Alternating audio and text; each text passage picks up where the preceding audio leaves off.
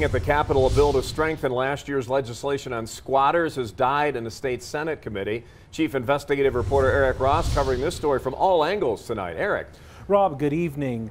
Unlike Senate Bill 15, which unanimously passed last year, Senate Bill 47 just didn't gain the traction and support it needed to move forward. Let's take a look at the key differences between the two bills now. Under Senate Bill 15, which took effect in July, that basically expedites the amount of time it takes to get squatters out of your home.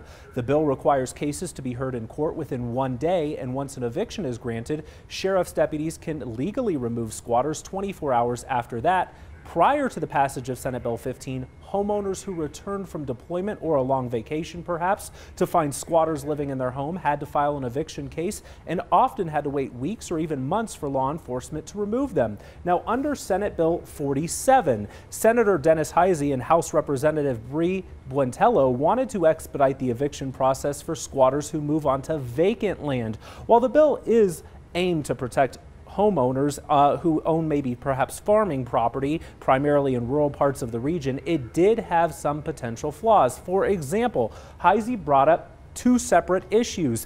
In one case, it involved a camper who was parked on a small plot of vacant land in Penrose. In a second case, landowners came home to their vacation property in Park County and found someone was camping on their land. But in both cases, the campers had left after they were being asked. So these issues never escalated to where we can call them true squatting situations. In the end, lawmakers were not convinced this particular bill was needed, partially because there wasn't any clear examples that a problem exists. Senator Heisey says he plans to modify the bill and reintroduce it at a later time. Covering the story from all angles tonight, I'm Eric Ross.